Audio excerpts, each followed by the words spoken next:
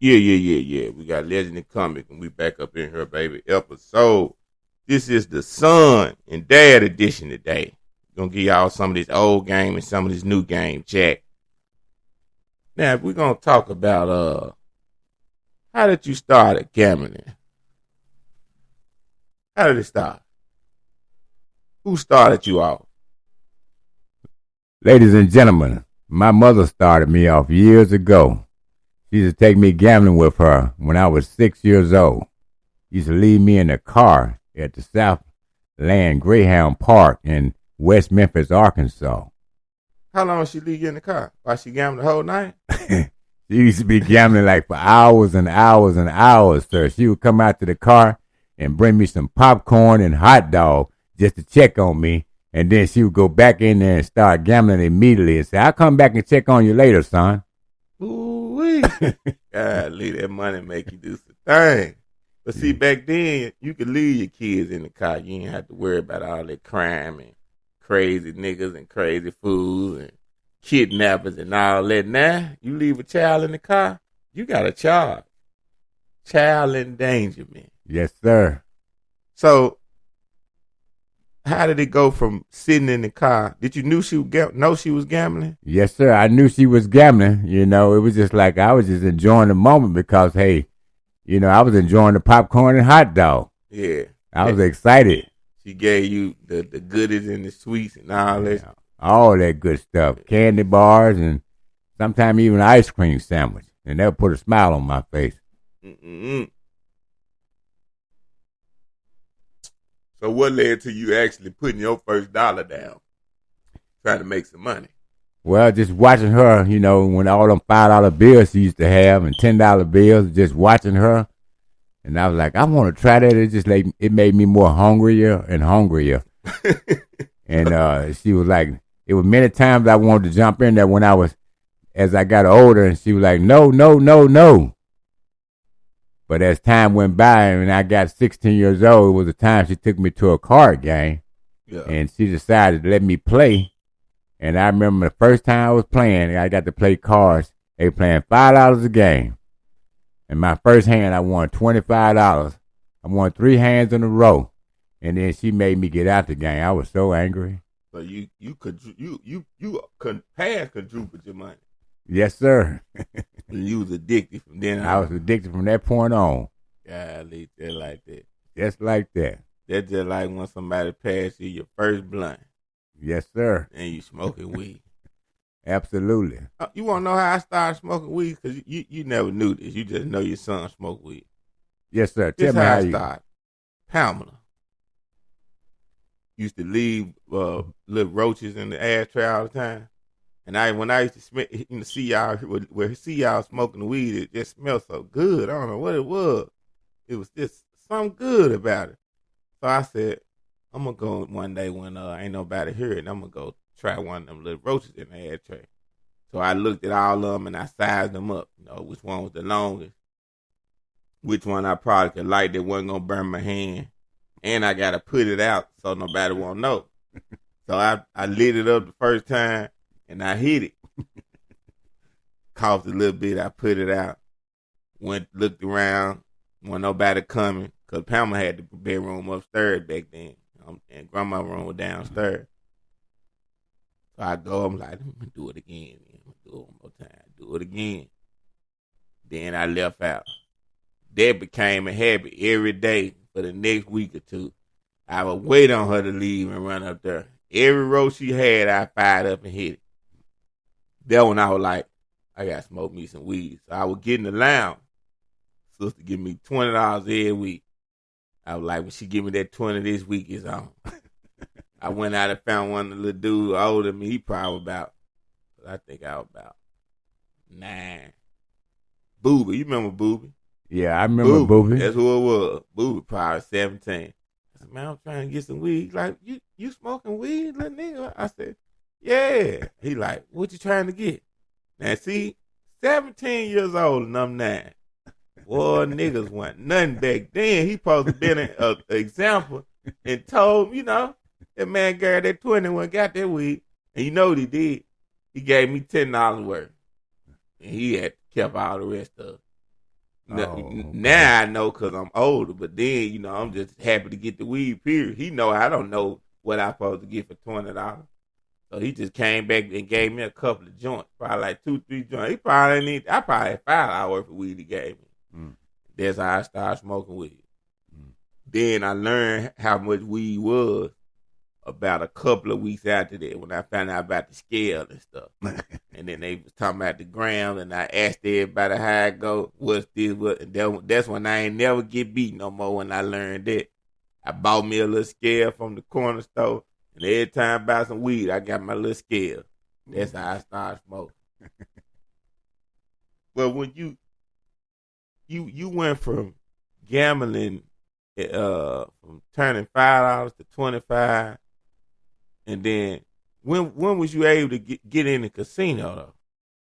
Well, I was 21 years old when I was able to get in the casino, and my mother took me to the casino, and my stepdad, which was Alan Segers, they took me to the casino, and my mother gave me $50, and he gave me $50. That was $100.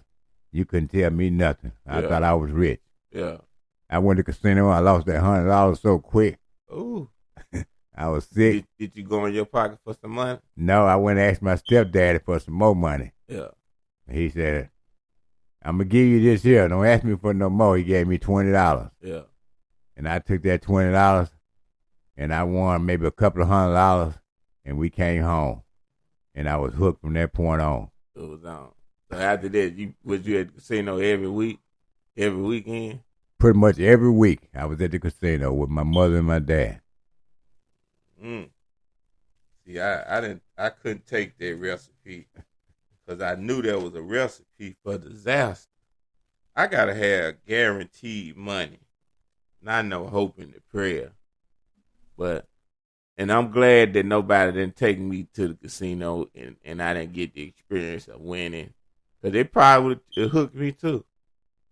But I got the experience of making money in the streets, and it came back double, for sure. As long as you don't get caught and go to jail, you're going to double your money. There's a drawback to it now. You get caught, you going to jail. But if you get away, you double your money. Do you think all kids are playing? Keep it real now. Well, yes, I do. I think all kids are playing. They don't take it serious. No, you hear me right. Are all kids that are coming and brought into this world playing? Meaning every woman that gets pregnant, was it playing by her and the man that we're gonna have a kid? That's what I'm saying. Oh, okay. No, sir, I disagree with you on that, because I remember at one time,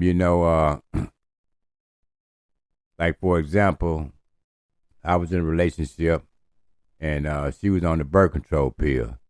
That's my youngest son's mother. Yeah. And all of a sudden, she got pregnant, and I'm like, okay, how could you get pregnant if you're on birth control pill? Well, she told me her answer was she forgot to take them. No, she stopped taking it on purpose. So that was my first thought. I'm like, you did this on purpose. Yeah. Because actually I was getting ready to break up with her. So her thought was, okay, if I get pregnant by him, he ain't going nowhere. Mm-hmm. Well, that's how most females think. But not necessarily. A man don't really look at it like that in the point of view. Right. That don't stop the show. It don't. But they got men that'll go and put 2 or 3 more babies and 3, 4 women at the same time. Exactly. And now he just got some more extra kids, and he's still stroking and poking. Yes, sir. But some women think that they just ain't been around the right women to tell them how life really go, and they think that a baby gonna trap a man and lock him and keep him in. Exactly. And some men can't even take care of themselves, let alone a child. Right. But I think most kids are not playing anyway, because just like you told me, one of the kids you had, that was because you got addicted to gambling, and the night you won the money, your pockets was hot. You went to the club, and you know what I'm saying? You met somebody, and it went down. Yes, sir. And next thing you know, you got another baby. That wasn't planned. No, that was not planned. But you was excited with that money you won, and you was out of control. You know Exactly. Yeah, I remember that just like it was yesterday. I went to the dog track, and I must have won something like maybe $300, and I was young, and that was a lot of money to me. I had my own car, and my friend and we went to the club, and it was just like, I just got buck wild and loose. And that's how I met my young son mother at the club, going to the club all the time. Did you give her some money that night? No, I didn't give her no money, but I showed her a good time that night. I bought her a couple of drinks.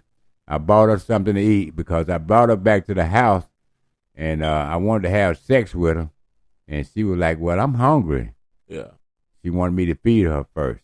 Right. So I stopped at the... I don't mean to cut you out, but on my show, I get explicit when everybody visits. So what she wanted was a treat before she got your meat, basically. Exactly. Yeah.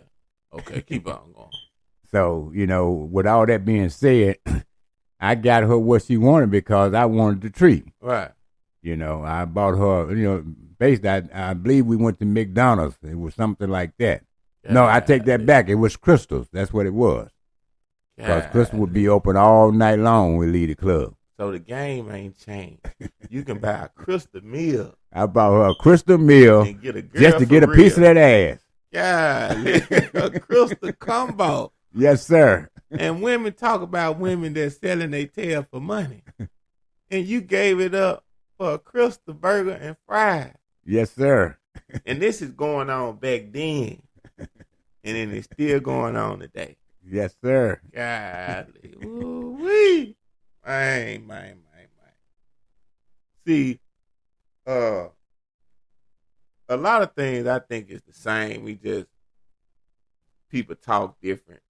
A lot of things kind of recycle itself, I think, in life. It's over and over. It's just years go by, people talk a little different, a little slang, and dress a little different. But it's kind of the same thing repeating itself.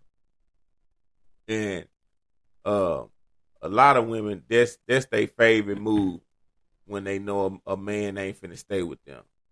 Is to get them to put a baby in them, and they think that's gonna keep them. Exactly. And then when he don't stay, they meet another man. And some of them will keep trying it. Some of them don't even learn from the first mistake. Now they got 5 baby daddies, and they now one of them niggas there, but now one of the kids. Absolutely. You gonna lay down again and do the same mistake? That's crazy. Yes, it is. Very crazy. What's the most girlfriends you ever had at one time in your young day, in your prime? Well, I remember just like it was yesterday. I was young, wild, dumb, and full of cum. It's 7 days in a week. I had a different woman every day of the week. I could change just like the weather. I basically was a player, a playboy, as they say back in the days. So you had 7 women at one time? At one time. Well, 7 available women at one time. You could go through your Rolodex. 7 available. I can go through the list and I can get with either one of them at one time. All I do is make a phone call and set it up. I'm surprised you didn't have more kids than you had. Yes, sir. I am too, but I thank God I didn't. Yeah, you got lucky. You got lucky. Do you think men can be faithful? Do I think men can be faithful? Well, all men. Some men. I'm not going to say all men, but very few men, I would say. Why is that? Well, because like they say, men's are dogs. Not all men, but most men's are dogs. Do you consider yourself a dog? Be honest. I don't consider myself a dog. I'm going to be honest with you. Because I'm a gentleman, although I did a lot of crazy stuff, crazy things, but I don't consider myself a dog. Right. I just got caught up in the moment. Yeah. But yeah, because a dog type of man, he do vindictive and evil, like hurtful stuff. to Yeah. women. It's a difference than, even though you might be, cheating, can't control yourself. It's different than that, even though, people look down on it versus somebody that's abusive and all. There's different levels, you know what I'm saying? Right, right. But some women would consider a man that can't be faithful for as got to sleep with different women as a straight up dog. In they book, he a dog. Girl, he can't keep his thing in his pants. Absolutely. But they got women that's like that too. I agree. A female could be just as slicker than a man. They think a man is slick, but I think a female is just as slicker. A woman can go to the store and she can tell you she going to the grocery store. Come back with groceries, and then went and met up with the man, let him hit it and everything, and you'll never know. Absolutely. That's why I think a female is more slicker than a man.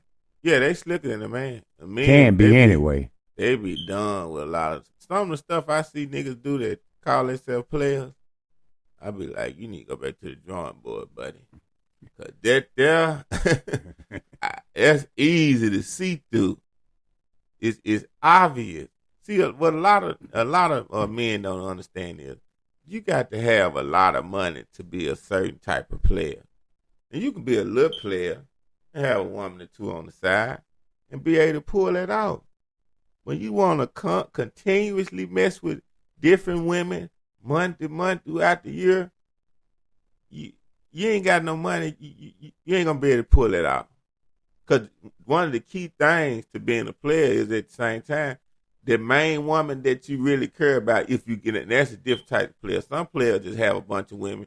Some players have one main woman that they really care about and then a bunch of side women. Now, if you the one that got one that you care about and a bunch of side women, that's the one that need the money. Because you're going to have to supplement for her pain and suffering when you going out playing with them other women. And I did a Facebook post, and I got about 600 comments on this post. And I said, if I was your man and I go out and cheat, and you my woman, and I tell you if I get ready to go, look, I'm finna go cheat, I just want to let you know. I don't want to be honest, but I'm finna give you $5,000 for your pain and suffering, baby. So when I'm gone, enjoy yourself. And I'm gone. And I asked the women, would they take the $5,000 or would they leave? Most of the women kept it real. I take the $5,000. Then you had a free stunt. I'ma leave. It ain't about the money. And I come in and all of them back, each one. You don't even have a job to make $5,000 a month. Right. You done been with a man before that and cheated on you and didn't even tell you. And the nigga didn't give you nothing. Yeah. So how could you not respect the man that's going to give you $5,000 every month, but you can't say nothing about when I go mess with different women? And that's for your pain and suffering. And then you still working, make money or whatever you're doing anyway. So if you really was a smart woman, even if you didn't like it, you would stack them 5,000. I would if I was a woman. I stack that 5,000 up for at least a whole year before I make my move. Yeah. If I'm gonna make my move. Right. So, but the moral of it is the average woman don't even take home $5,000 cash, tax free every single month. So that's a come up. So a lot of the women that were talking about they're leaving all that, they was lying. You're lying for the internet trying to say what you think folks want to hear you say. You was going to take that money. What you think? I agree with you 100%. They going to take that money. Yeah. Majority going to take that money. And the lady asked me if I was a man and my woman wanted to cheat on me and give me that money. I said, I told her I'll be here when you get back, baby. She said, what? You'll do that? I said, yeah, she coming home to me. I'll be here when you get back, baby. Yes, sir. I ain't going nowhere. Go ahead. I'm going to be making moves with this money I'm getting. Doubling it, flipping it, tripling it, and waiting on you to get back with a smile. Right. Was racism worse or better back then in your time? Back then, I'm going to say it was better. And the reason why I said it because it's like, it was like, pretty much majority got along with one another and they respected one another. But it's not the same anymore now. It has changed. What do you think changed about it? Well, I mean, with the crime rate, that's what I think was changed about it. Yeah. It's just not the same so anymore. So what kind of crime did you see a lot back then? Like that you just like the normal type of crime? Back then, the little crime I saw was pretty much like, like husbands beating their wives or killing their wives. That's pretty much the type of crime I saw. Yeah. But like I said, it wasn't that much back in the days. Yeah. Now, they got a lot of that been going on lately, but it hasn't been husbands. Now, this been random dudes that women meeting on the internet and going to meet them. Okay. Like they had about 3 or 4 episodes was young, sexy-ass girls met a motherfucker on the internet, flew to where they was at, met them, and then they kill them. Like, it's been normal stuff. Then they had a couple of situations where it's been just young couples, boyfriend and girlfriend, killing the other person out of jealousy. Yeah. Okay. Yeah. So that's still going on, just in a different way. Right. Just like they had this rapper dude was sleeping with this girl. Her dude had split. Now I don't know. What I'm thinking is how the story broke. She had to been sleeping with the rapper, and then end up breaking it off with the dude. But because for the dude to walk in on them and catch them in the bed and then kill a rapper, that don't make sense if she been broke up with him a while. You see what I'm saying? Right. So it seemed like they was together. She was messing with the rapper. He hitting it good. She done left dude. And dude then walked in on him and caught him, and he went to work. Okay. I ain't going over no woman house if she tell me that she been with a man. She ain't got to tell me because I'm a slick ask my questions. Right. About, okay, where you stayed? You want me to come over? When last time you had a man? Who all been over here before? If anything sound funny or feel funny, and if it been recently or currently, I ain't going over there, period. I don't care how it sound. Because if dude been living here or coming over here on the regular, that can happen, and I know how they can end up. I ain't finna take that chance. You know what I'm saying? Like, that's dangerous. Oh, yeah. A lot of dudes that do that, though. Yes, sir. I agree, because that happened to me once before, but it's been years ago. What happened? It was, for example, it was this female that I had ran into. I had seen her before. A nice, attractive young lady at that. And like I said, I asked her, did she have a boyfriend? She told me no. I said, who do you live with? Well, she told me she lived with her uncle. I'm like, okay. And she said it was just her and her uncle. And I was believing her. Well, we went to the house. We got in the bedroom. She went in the restroom. She said, I'm going to go take me a shower. I got comfortable and laid down in the bed. Well, first I had rolled up a blunt. And I put the blunt in the ashtray. I said, I ain't going to fire it up till she get out the shower. I done got comfortable, laid down in the bed, waiting on her to get out the shower. All of a sudden, this guy come through the bedroom. And I'm like, I put 2 and 2 together. So this got to be her man, Yeah. But she told me again, keep in mind that she was single. And I trusted her. She come out the shower, come out the room with a towel wrapped around. He stand up there looking at me, and I'm saying to myself, this dude finna kill me. And she ain't saying nothing. She ain't saying nothing. Whoa. So my first reaction was like, okay. I looked at him. I said, look, she told me. I asked her, did she have a boyfriend? She told me she was single, and that's the reason why I came over there. He looked at me and he told me. He said, so for some reason he believed me. He told me to put my clothes on and get out. When I grabbed my clothes, as I was leaving out, I was putting them on. Before I can get out the house, I heard her hollering and screaming, so he just started whooping her ass. I got in my car and I pulled off. From that point on, I said I never, ever would go to another woman's house again. I could have got killed that night. Yeah. And I done had 2 episodes. One when I was 17 and one in my 20s. The one in 17, I got a partner that we real cool. And his one of the brides he was messing with at the time, he had probably like 3 or 4. He had a baby mama and a couple of other junk. She came at me one day.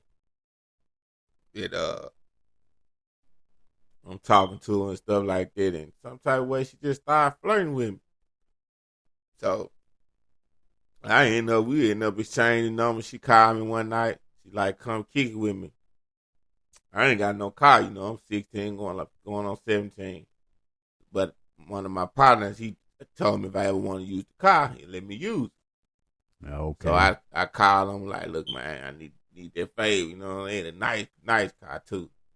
So I get in and go pick her up. We go downtown, riding around. I'm nervous the whole time. I'm like, man, this my partner girl. I don't even supposed to be doing this.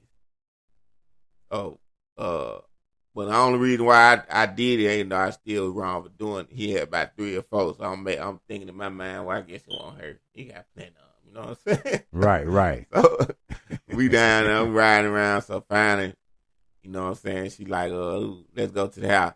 Now, if I was smart, but by me being 16, 17, I still got an immature mind. I ain't thinking about, man, go get a hotel room. That was the simple solution.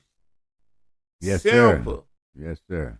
We go back to her mama's house, where I know he be at and all of this stuff.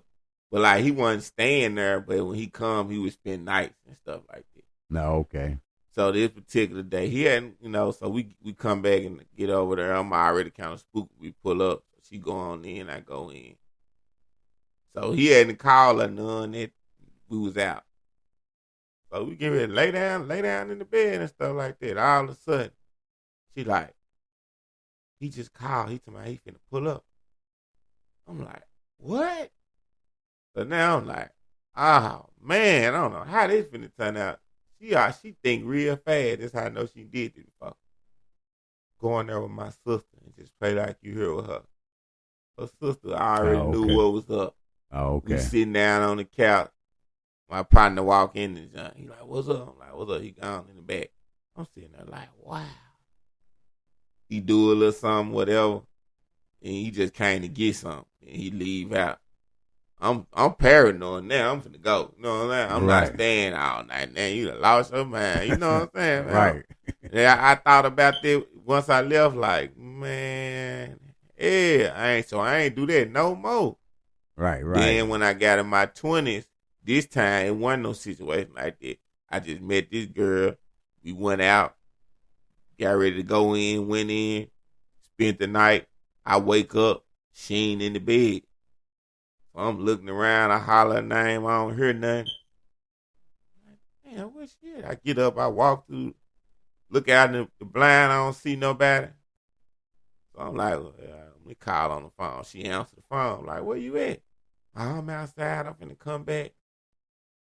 I'm like, okay, so I ain't thinking nothing. Right. And the whole time she didn't talk to this nigga that she messed with. And the nigga don't stay there, none of that. Wasn't none, no clothes, no man stuff, none of that in there. But he just slept with her a couple of times. And he don't really like her, but since he see I'm over there, it's a problem. So she ain't never saying the reason why she was outside, because he had to knock on the door and was trying to come in. And I guess she went out to try to keep him from coming in or whatever. No, okay. But he I guess, and then he said he wanted to come in, and she told him I got somebody in there. So I guess he like, I'm coming in. He went and got another nigga and everything. So when she finally come in the door, well, she like, I was outside and such and such. And soon as she can explain to me what happened, knock on the door. It's dude. She opens the door. He come in. He like, yeah, man, my nigga. Yeah, that's my girl, man. Shit, man, you need to roll. I'm like, okay, my nigga. I go get my shoes. Right. Put my shoes on. I'm looking at him and both the dudes. I'm saying to myself, I know one of them got a pistol. If both of them got one. Right. But I'm saying in my head, she knows she wrong for this because she could have texted me anything when she was outside or whatever and say, what's up? this dude on some bull, whatever. She ain't say nothing. And I left. I ain't never called her. I don't even think she called me no more after that. Yeah. Okay. And that was a wrap. I don't play them games right there. Oh, yeah. Yeah, that's dangerous. That's something I ain't throughout my life. I always stayed away from. And I done met plenty of women that be quick to come out, come over my house. Oh, yeah. No, sir. I met one like that, too, but only this one was married. And I really liked her, and she liked me. And she tried to get me to come over to her house. And her husband was a truck driver. He was on the road all the time. He would go out of town. She said, oh, he's out of town. He's not coming home. Well, she took me to her house. I went in the house. She took me straight to her bedroom. I go in the bedroom. I see this big old picture on the dresser of him and her. And it just made me very uncomfortable. And I was like, I'm ready to go. Man. I'm ready to go. She took you in their master bedroom with the man picture. Yes, sir. Golly, women cold. Made me so uncomfortable. And I looked at her. I said, I'm ready to go. She said, what's wrong? She said, you don't want to get in this bed with me? I said, no, I just don't feel comfortable. Because my first reaction, this man could pop up any day, any time. So she got mad at me because I was ready to go. And I made her leave and bring me back home. And I never went back to her house again. So what kind of job did this man have that made her so confident to bring a man over there and don't be scared? He was a truck driver. He would be on the road all the time. On the road, yeah. Yes, sir. And see, so that means she been doing that. Yes, sir. You ain't the first one. Yes, sir. But she playing a dangerous game. Exactly. Because if he ever decide to turn around or come home early or feel something ain't right, it's going to be ugly. And that's what made me so uncomfortable because although she said that he's not coming home, you not 100% for sure. This man could pop up anytime he want him, you know? And I went with my conscience. My conscience told me to get out of the house, and I left. And I never went back again. What's your outlook on love? At this point in your life, being we can't call you a cougar. We call the old men lions. Being a lion right now at this point in your life. What's your outlook on love? My outlook on love right now is just to take it one day at a time. If it's meant to be, it's meant to be. But I'm not getting no younger, you know. So at this point, like I say, I don't know if it's meant to be, you know. Right. So basically right now, I'm just taking it one day at a time. If it happened, it happened. But if it do happen, I want her to have something going for herself. And she most definitely have to bring something to the table, you know, because life is too short. I want to be happy and I want to enjoy life. That's my point of love. I think with all the stuff going on in the world right now, love still exists, but it's very hard to find. And I think if you do find it, you just got to be thankful for it and take it and run with it. But there's just so much going on. We got all these new drugs. We got the folks putting all this poison in the food they're selling us. The price is going up on the gas, the food we eating. Just anything that you can purchase, everything is going up. They even going up on donuts. Now, we already know it don't cost nothing to make donuts. And a dozen of donuts like $15 now. Sugar and flour. Oh, yeah. So they creating all type of stuff so they can control the world. Do you think that we all train? Do you think that's a conspiracy theory?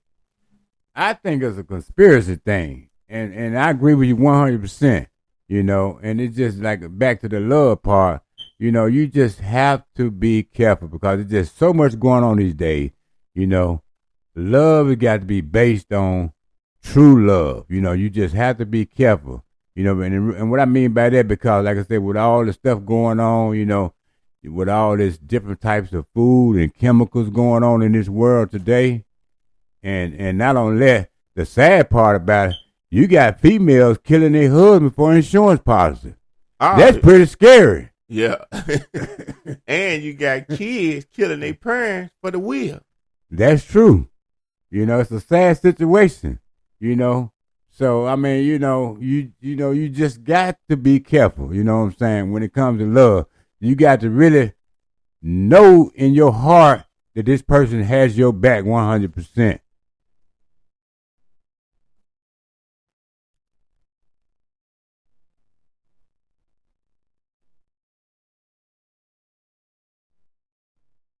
Is it one woman that you've been with throughout your life that you never cheat on? Have you been faithful with every woman you've been with? Wow. Have I been faithful with every woman that you ever been with? With any woman that I've been I don't with? think you have. Think, man. I got my thinking cap on. And to be honest with you, I'm still trying to think. Yeah. So that You know, means so that- I really, to be honest with you, I mean, I have to say that I honestly don't think I have been right. faithful. So, as a man in the United States of America, every woman you ever been with, you mess with another woman. But that's keeping it real, because a lot of men wouldn't admit that. They wouldn't admit that. Yes, sir. Do you think it's a woman that you can meet in your lifetime that can satisfy all your needs and desires, that you don't have to go find somebody else on the side? Well, today I can honestly say I think I can find one. Although I haven't found one yet, but I really believe I can Do you find think one. she got to be a little younger and youthful or your age? Well, not necessarily my age. I mean, you know, she could be my age, About but I about say, 10, 15 I years say a younger. few years younger. Yeah, you want a little youthfulness. Yes, sir. Yeah, because she gonna need some energy. Yes, sir. Yeah, you can't have nothing old and shrivel up and wore out. You know, can't move no more. You know, Right. yeah, that ain't gonna work. You gonna go cheat on her? She ain't. That ain't gonna work, baby. You got to have plenty movement left. Yes, sir. The engine still got to be oiled up. Yeah. You know. I most definitely say, you know, she probably had to be, I mean, I could be wrong, but I'm thinking she had to be a few years younger. Right. You know, most kids don't realize it, and I realize it. It don't bother me because I know life. But I like to talk about this. Most people that come in this world, your mama didn't want you, your dad didn't want you. That's true. It just happened. Yes, sir. You know, so be glad to be here because they really ain't want you, but they went on and said, I'm going to take care of you for 18 years and take that responsibility. A lot of time because it was from pressure of the family, talking about don't kill a kid, don't do that, don't have an abortion. You know what I'm saying? Right. And some parents lie to their kids. I wanted you here. Oh, yes. Nah, tell them the truth. Oh, yes. It's all right. Yeah. But a lot of people don't know that they really need to understand it. How was life growing up for you in Memphis as a kid? Well, life growing up for me as a kid in Memphis wasn't too bad. You know, my grandmother raised me, so you know, back in those days, they was pretty strict on me. When I say strict, they was pretty strict. You know, and they when they spoke, you listened. When they told you do something, you did it. And they wouldn't say it but one time. But you know, it's like I never had to want for anything. I always had food on the table and clothes on my back. And it's just not the same anymore. But you know, it wasn't too bad. You know, it was just like. What did you get into any fight? Any fist fight? As I was growing up, I remember from kindergarten all the way to the third grade, I got in a fight every day. Every day. And then when I got in the fourth Why grade. was you fighting every day? Well, it was the same person? No, it wasn't the same person, but it was just like, for example, I'll give you an example. Like I just remember just like it was yesterday. You know, I was in the first grade, and you know, Now Later was very popular back then. I don't know if you remember the Now Later. Mm-hmm. I would go to school with like 4 or 5 packets of Now Laters in my pocket. Right. And it was just one particular one of my classmates. Matter of fact, he was my cousin. Yeah. So, I don't know if he was poor or what, but he never had any candy. He always asked me for my candy. Yeah. And I would get mad when he asked me for my candy. So when he asked me for my candy, I would beat him up. Keep him from asking me for it. Yeah. So that's why I got in a fight. When they asked me for my candy, I was ready to beat them up. So it seemed like you was even then. You want to beat the folks up because they want your candy? Yes, sir. And, I wanted my candy, and I didn't want nobody to ask me for it. Yeah. Oh, yeah, they had you spoiled right. So that's why you was fighting every day, just because nobody else. Well, it was then you fight your own family. So America, niggas was fighting each other a long time ago. Their own family over candy. Black on black crime. Go ahead. I guess you could say that, sir. But it was another incident, another reason why we got in the fight, because when we go in the cafeteria, it was always the particular student. He would go around and pick on, the weak ones in the classmates. So he ran into me one day, and he would ask me for my cookies on my tray. And I was like, no, you're not getting my cookies. And all the other boys were scared of him. They would give him to him. Yeah. I wouldn't give him my cookies, and so we would get to fighting. Yeah. So, incident like that, So y'all got to fight more than one time? We got to fighting a couple times, him and I, and then after that, he finally stopped messing with me. Yeah. Yes, sir. That first time, you didn't put enough on him. It took 2 times. Took 2 times. Yeah, you put enough on the first time, you ain't got to worry about it. He didn't get enough the first time. Second time, he got enough. The reason why I stop at the fish fight, then I'm going to let you keep going, because I remember when I got in trouble at school, you told me if I get to fight, you're going to whoop me with a belt. And I remember that I thought to myself, because I was scared to say something, because I said, I don't want to get no whoop. But I said this to myself. I said, he don't know that if I go tell the teacher that everybody going to laugh and all the rest of the bullies going to keep on bullying me, because right then and there, they know I'm scared. So I said, I'm going to have to whoop somebody and just take this whoop when I get home. Because he finna put me in a position where I'm finna get tortured every day. So I went back to school, and I remember dude said something to me. I was sitting in my seat, and I said, if he say something to me, I'm going to try to ignore him, but if he say it again, it's going down. And one of my fake friends, you always have fake friends, but when you're young, you can't tell. He like, man, right. I bet you won't hit him. I bet you won't hit him. I bet you won't hit him. He sent the man out, and it was a young white boy. I thought he was my friend, and he said, I bet you won't go stand over here and call him a nigga. Do you know he was crazy enough to walk up, and I'm sitting in my desk, and stood right over me and called me a nigga. And I got up and hit him so hard he flipped over the desk. And I never forget they ran over stuff, but everybody seen him standing over me. So they sent me home with a suspension, and they suspended him. But mine was a light suspension because, they knew that he started.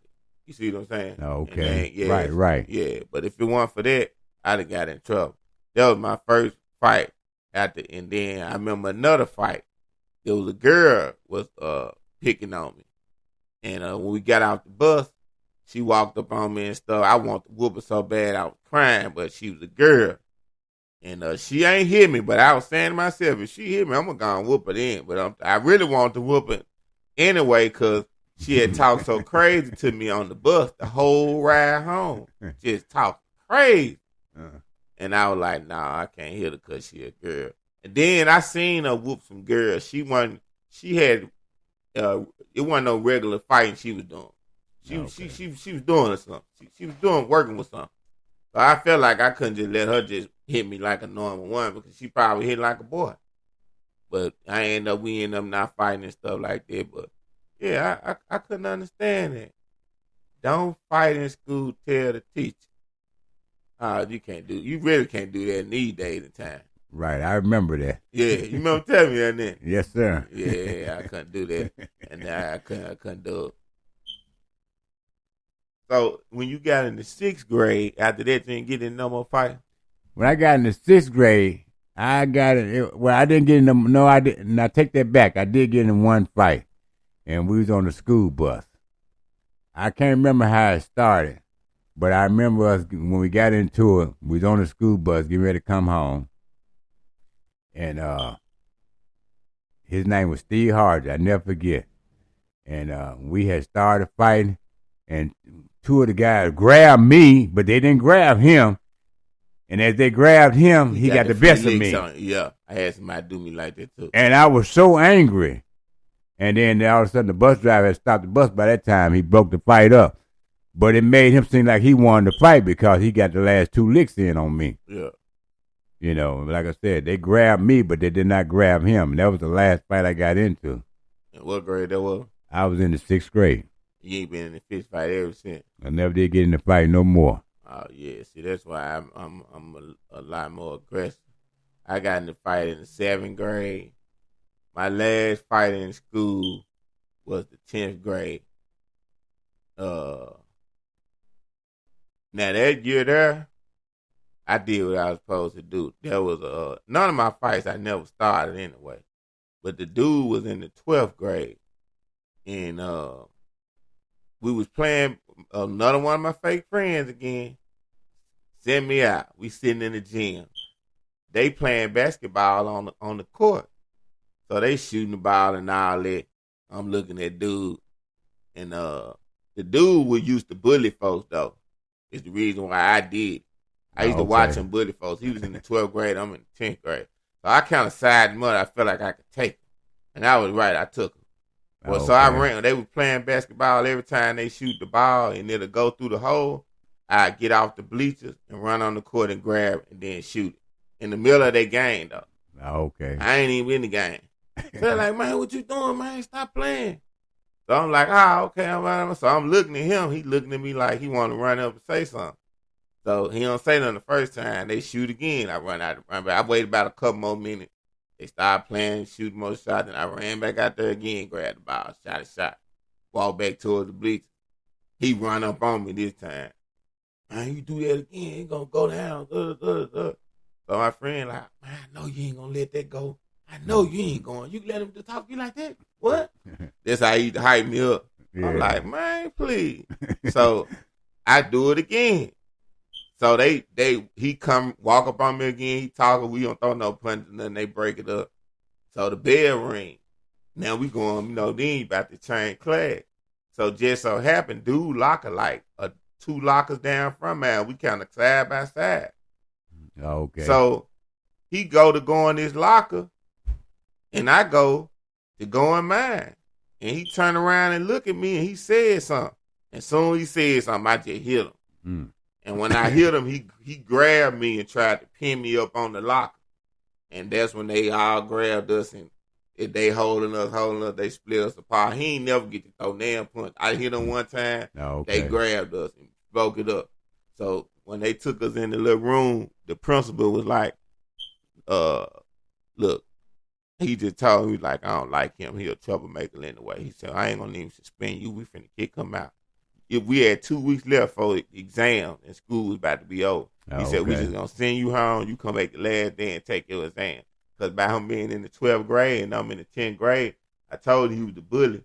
He had been getting in trouble the whole year. So they looked at it like, you 2 grades older than him, you know what I'm saying? Right. Even though they don't know I started it, but he just had got his come, and that's all it was. That was my last fight in school right then, 10th grade. I ain't had no more problem. By that time, everybody knew that I ain't no cow. I'm going to fight. I ain't had no more problem. Right. But you got to fight. Oh, yeah. But now you can't fight. These niggas will shoot you. You're right. Ain't no more fighting these days. Niggas got Glocks. They pulling the trigger now. Fast. You heard about the Big Three? The Big Three? I don't think I have. That's the basketball league Ice Cube got. No, I haven't heard about that. I never heard about that. They were just down in Memphis about 2 weeks ago. But this what they doing. He had this league going on now for probably about 2 years. And he have a lot of the retired basketball players. And like players that didn't get to the league but that was good and stuff like that. And some of the players that used to play, they play real good, they end up getting contracts in the NBA. Not long term, just for like a half a season in a playout when somebody get hurt and they need somebody to fill the role. They trying to blackball the man. Well, they been blackballing the man, but this what they just did. Cole, he just had a game here and they made it seem like that all his tickets were sold out and had it on the website. Oh yeah. Could nobody buy it. They ain't sell out the main ticket. Oh, okay. See, his league is getting so much notoriety, and he able to sell so many tickets. The NBA is scared that he can create something, so they blackballing him in every city where they got like an NBA team at, because they supposed to play at the Forum. Oh, okay. Yeah, but the point of it is, you can get as much money as you want in America. Racism ain't like it used to be, but when it come to getting to a certain powerful level, it still stands. They not gonna let you do too much. You could do a lot. Right. But you ain't finna have no power, nigga, where you got a whole league and you can sell out seats all over the world like the NBA and you black and we ain't got a piece of it. Them folks ain't going. Now, if he make a deal with them and get them a percentage, they won't blackball no more. Oh yeah, right. Did you know that Friday movie, he got all the movies he put out like Friday and all that? You know he don't own them. No, I didn't know that. And he know he wrote them. I know he wrote them, but I didn't know he didn't own and signed them. his life away, signed the movie right over to the folks. Wow, I did not know that. Yeah, he did an interview a couple of months ago talking about that. It shocked me because I thought only just the rappers get bad contracts. Oh, okay. They get niggas in every field, every professional field. Boxers. That's why they don't really like Floyd Mayweather. Floyd Mayweather got all his money.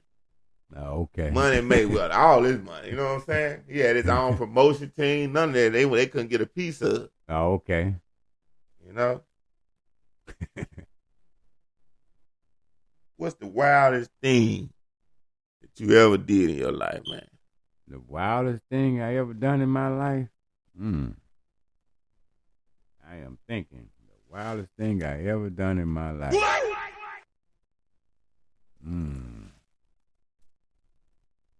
wildest thing I ever done. Wildest thing I ever done in my life.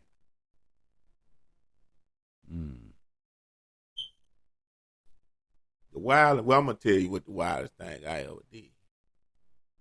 This was wild. I did a lot of things at 16. Man. It was a girl. She was about 23 years old. You know, you're 16. Being with your first grown woman is challenging.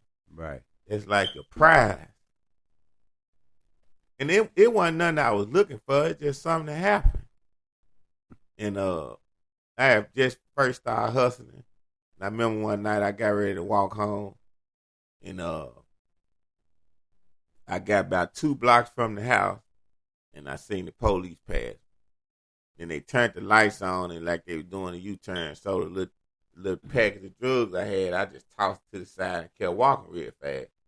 By the time they turned around and got up on me, they hit the light, told me, put my hand up. They got out, searched me, they ain't find nothing.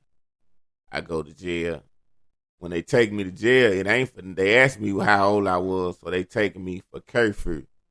But in the midst of it, they tell me that a lady just got raped around the corner, and they need to ride me around there so she can look at me and see if I fit the description, because I got dreads like the suspect.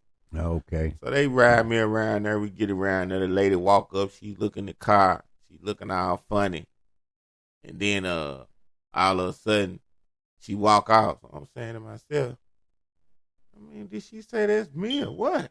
Right, Next thing I know, the police like, yeah, we finna take you on down. I said, what? So he said, the lady ain't say that you did it, but we taking you down because you underage and you out past curfew. And we just gonna do a DNA test on you just to be for sure. Okay. They take me on down. Now, you remember that when y'all came? I remember. Boom, the officer dude coming there, he tell me, if you ain't do this here, we're going to let you go.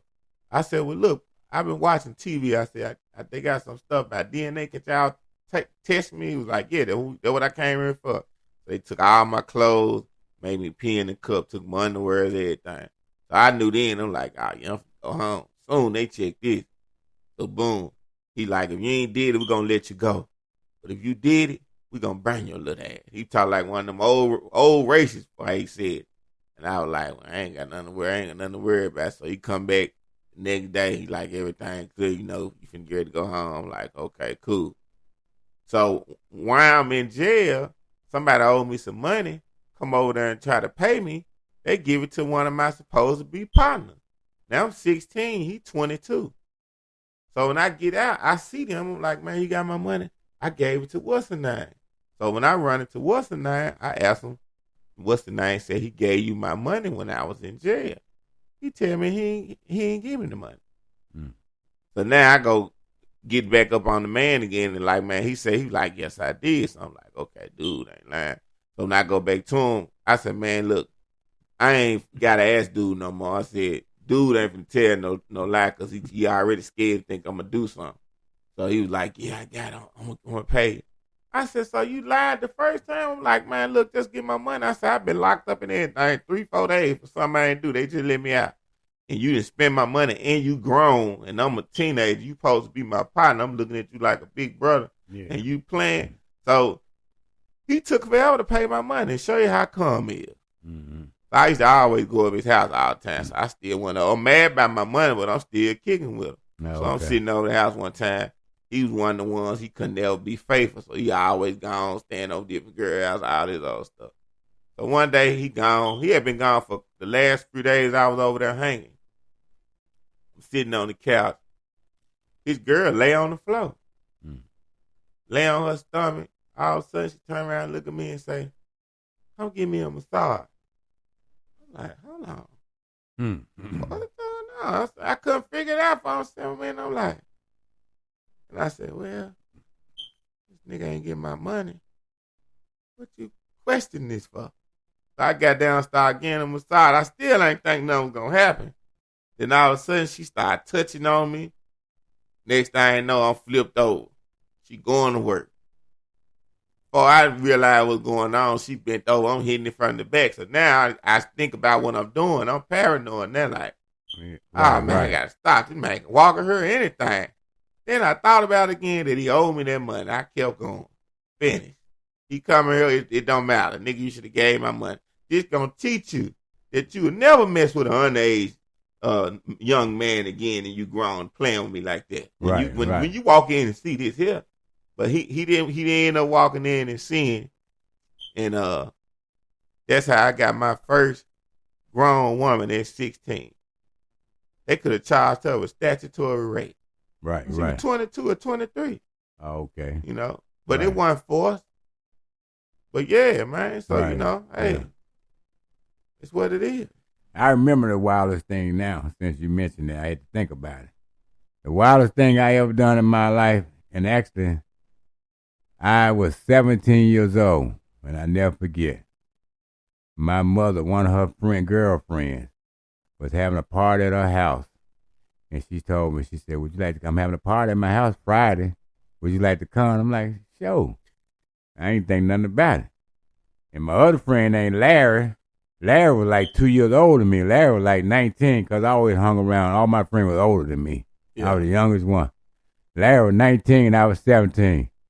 And, and I was like, Larry, you can go to the party with me? And Larry had a car and everything. He's like, yeah, man, that's cool. So then I got a phone call from her. She had called the house phone, because cell phone went out back then. They were using the pages and beepers. Yeah. She called the house phone, answered the phone. She said, I'm calling to let you know. Just make sure you still want to come. I'm just letting you know the type of party I'm having is a orgy. That means that we're going to be a lot of weed smoking, a lot of drinking, and a lot of sex going on. This was grandma's friend. This was my mama friend, your grandmother. How you were? I was 17. Your grandma know she called? Well, I'm going to get to that part. Eventually, she found out about it. Yeah. And see, she was like, the lady was like, she was younger than my mother, but she was my mother's friend, but still she was grown. At that time, I want to say she was probably like 25, 26 years old. Yeah. And she was a beautiful, pretty, sexy thing. Mm-hmm. And I wanted to go to that party, too. I was looking forward to going, too. And especially when she told me it's going to be an orgy, she said there's going to be a lot of sex going on. She said, you ain't got a problem with that? And I was like, no, I ain't got a problem with that. So I told Larry. Larry just went smiling. He was in on that. Where it came down to that point, we was getting ready to go to the party. That Friday afternoon came around. I told Larry, man, I'm ready to go to that party. Larry, like, me too, man. I said, man, I told him he knew it was gonna be an orgy. Yeah. You know, He ready. he was ready and I was ready. Friday evening came around. We got us 2 nickel bags, cause they was selling nickel bags back then. Yeah. One no blunts. Yeah. And you know, a nickel bag, you roll up so many joints out there, sucker. Yeah. We getting our smoke on and stuff. I said, man, get close. I was watching my watch clock and everything. I said, boy, getting close to time to go to the party. All of a sudden, somehow my mother found out about that party.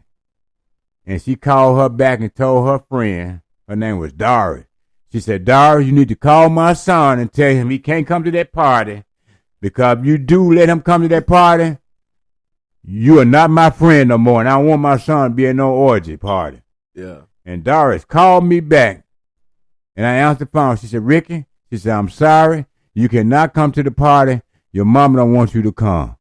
Oh, I was so angry. That's cold. Now, she wasn't supposed to do you like that. Like you I wanted to go to that party so bad. Yeah. And that was going to be the wildest thing I would ever done in my life. Yeah. You missed out. And I missed out on it. Cut your water off. Ooh. Every Zane cut my water off. Man. It's crazy. Yes, sir. Yeah, y'all just tuned in to another episode. This was all for jokes, all for fun. Don't try this at home, folks. And guess what? Do something with yourself. Do something with your life. It just might be somebody one day.